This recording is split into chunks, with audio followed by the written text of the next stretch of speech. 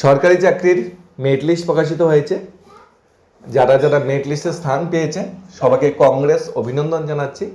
আমরা গত 1-2 মাসে দেখতে পেরেছি ত্রিপুরা সরকার বা ত্রিপুরায় প্রচুর সংখ্যক চাকরির মেরিট লিস্ট প্রকাশিত হচ্ছে। নতুন নতুন চাকরির প্রক্রিয়া যেগুলো ঝুলেছিল ফায়ার সার্ভিস, জেল পুলিশ, সেগুলো শুরু হচ্ছে এবং ত্রিপুরার যে শিক্ষক পদে নিয়োগ প্রক্রিয়া সেগুলো এক এক করে শেষ করছে এবং রেজাল্টও দিচ্ছে। এবং সোফেতের মাধ্যমে আমরা দেখতে পেয়েছি গত 1-2 সপ্তাহ অনেকগুলো চাকরির মেরিট লিস্ট প্রকাশিত হয়েছে। সেরকমভাবে আরেকটি চাকরির মেরিট লিস্ট প্রকাশিত হলো। যারা মেরিট লিস্টে স্থান পেয়েছে তাদের কংগ্রেস অভিনন্দন জানাচ্ছি।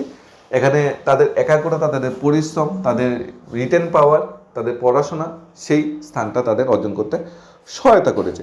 এখানে যে চাকরি মেরিট লিস্ট প্রকাশিত হয়েছে সেটা আমরা এক নজরে দেখে নিচ্ছি। ত্রিপুরা হাইকোর্ট থেকে ডিআরডব্লিউ নিয়োগের সিদ্ধান্ত হয়েছিল ডেলিগেটেড ওয়ার্কার। বিজ্ঞাপনটা ছিল এই: ত্রিপুরা হাইকোর্টের অধীনে ডেলিগেটেড ওয়ার্কার 10 জন নিয়োগ করা হবে। 410 টাকা পার ডে স্যালারিতে এই নিয়োগের বিজ্ঞাপনটা বেরিয়েছিল। এই বিজ্ঞাপন মোতাবেক যারা যারা অ্যাপ্লাই করেছে, যারা যারা রিটেন পরীক্ষা ভালোভাবে দিয়েছে তাদের মেরিট লিস্টে স্থান এসেছে। 10টার মধ্যে 4টা ছিল ইউআর, 4টা ছিল আমাদের রিজার্ভ ক্যাটাগরিতে এসটি, আর 2টা ছিল এসটি ক্যাটাগরিতে ভ্যাকেন্সি। এই 10টা ভ্যাকেন্সির জন্য এখানে মেরিট লিস্ট প্রকাশিত হয়েছে। ক্যাটাগরি ইউআর ক্যাটাগরিতে 5, 19, 24, 248, 306, 337 যে রোল নাম্বারগুলো আছে তারা মেরিট লিস্টে স্থান পেয়েছে। এসটি ক্যাটাগরিতে 382, 418, 424, 518, 602, 609 এই যে সিরিয়াল নাম্বারগুলো আছে, রোল নাম্বারগুলো আছে, তারা মেরিট লিস্টে স্থান পেয়েছে। এসসি ক্যাটাগরিতে 50, 119, 171, 470 এরকম যে নামগুলো আছে তারা মেরিট লিস্টে স্থান পেয়েছে।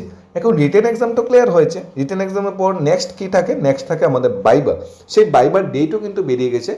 সেই যারা রিটেনে কোয়ালিফাই করেছে তাদের বলা হয়েছে 28/2 থেকে 1/3, 28 ফেব্রুয়ারি থেকে 1/3 এই যে 3টা ডেট, 28 তারপর 1 তারপর 2 তারপর 28 থেকে 1/3, 28 এবং 1 এই যে 2টা ডেট আছে, ওই 2টা ডেটে তাদের ইন্টারভিউ ডেট বা ইন্টারভিউ রাখা হয়েছে। ত্রিপুরা হাইকোর্টে কিন্তু ইন্টারভিউটা হবে, ত্রিপুরা হাইকোর্টেই কিন্তু ডাইরেক্ট রিক্রুটমেন্টটা হবে।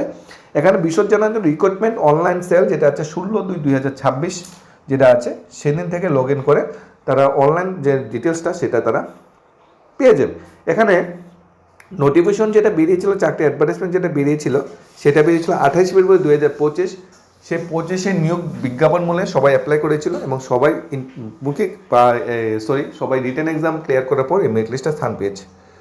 কল লেটারটা যেটা ডাউনলোড করতে যেটা বলা হয়েছে, ত্রিপুরা হাইকোর্ট অফিসিয়াল ওয়েবসাইট থেকে কল লেটারটা 16/2 থেকে পাওয়া যাবে, সেখান থেকে এটা ডাউনলোড করে নিতে বলা হয়েছে। আর হাইকোর্ট প্রিমিসেস ভেরিফিকেশন জন্য অরিজিনাল মার্কশিট, সার্টিফিকেট, ডকুমেন্ট এগুলো কিন্তু অবশ্যই নিয়ে যেতে বলা হয়েছে তোমাদের ইন্টারভিউ ডেটে। এখন আমরা আশা করছি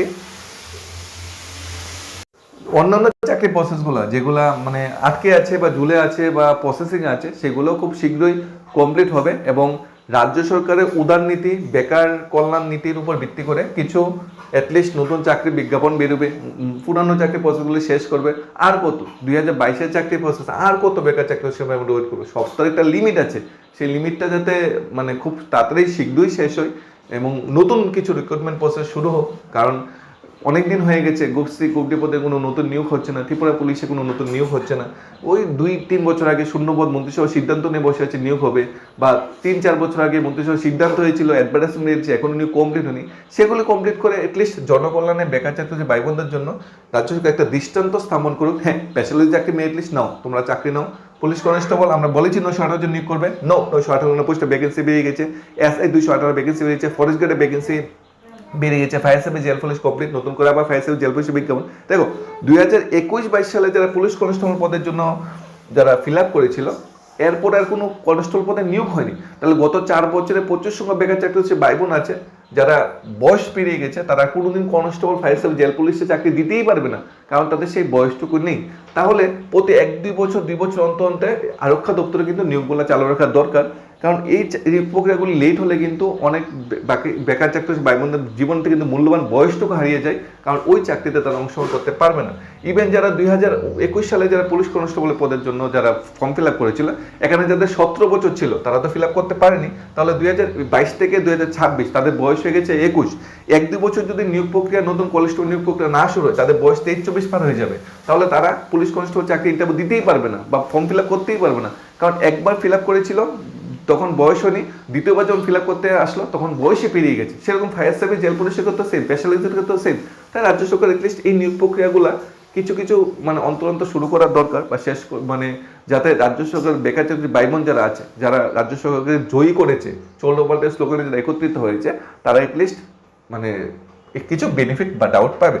যাই কংগ্রেস অভিনন্দন জানাচ্ছি, আশা করছি অন্যান্য নিয়োগ প্রক্রিয়াগুলি খুব শীঘ্র শেষ হবে। আর তোমাদের নেক্সট কাজ হলো মৌখিক ইন্টারভিউর জন্য ভালোভাবে প্রিপারেশন নেও, এবং আশা করছি তোমরা মৌখিকে সাকসেস হয়ে তোমাদের যে সফলতাটা, সেই সফলতাটা আরেকটা সিঁড়ি অতিক্রম করবে খুব শীঘ্রই। ধন্যবাদ।